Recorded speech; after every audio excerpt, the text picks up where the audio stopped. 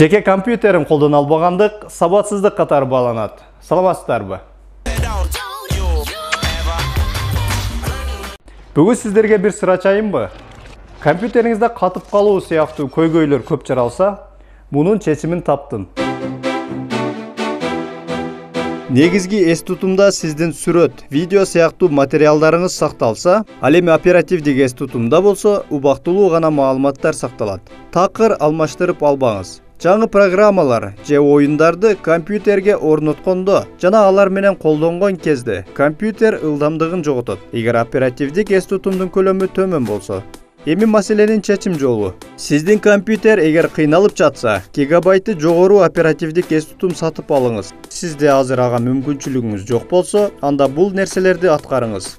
Биринчи эле курсорду өзүңүздүн рабочий столуңуздагы мой компьютерге алып келесиз. Чычкандын сол жагын басып, свойствага киресиз. Мындай терезе ачылат. Байкаган болсоңуз, бул терезеден сиздин компьютерде канча гигабайттык оперативдик эс тутум орнотулганын көрүүгө болот. Бул жерден эң төмөн жактагы бул баскычты басыңыз. Баш саптагы быстро действие жазуусунун тушундагы параметры баскычын басыңыз. Эми мындай терезени көрөсүз жана дополнительно жазуусуна киресиз. Көрүп турганыңыздардай 3 гигабайт эс тутум орнотулган экен. Эгер компьютериңиз катып жатса, бул 3 гигабайт сизге аздык кылат. Демек, изменить жазуусун басуу менен сиз бул терезеден эс тутумдун көлөмүн жогорулата аласыз. Андай учурда сиз кошумча эс тутумду негизги эс тутумдан аласыз. Андыктан бул белгини өчүрүп, эс тутумду D'дан аласызбы же S'данбы тандаңыз.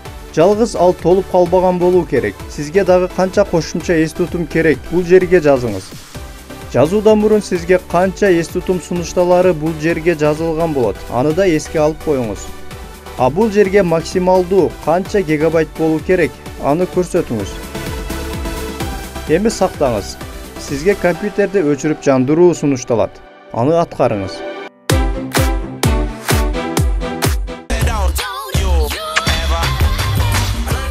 Бүттү. Бирок эстеп калууга жетишпей калсаңыз,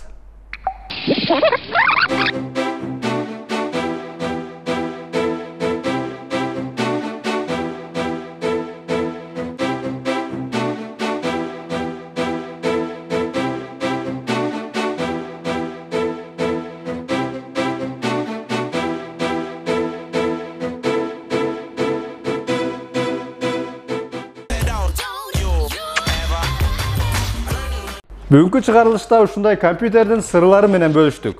Биздин сайтка баш багыңыздар, аман туруңуздар.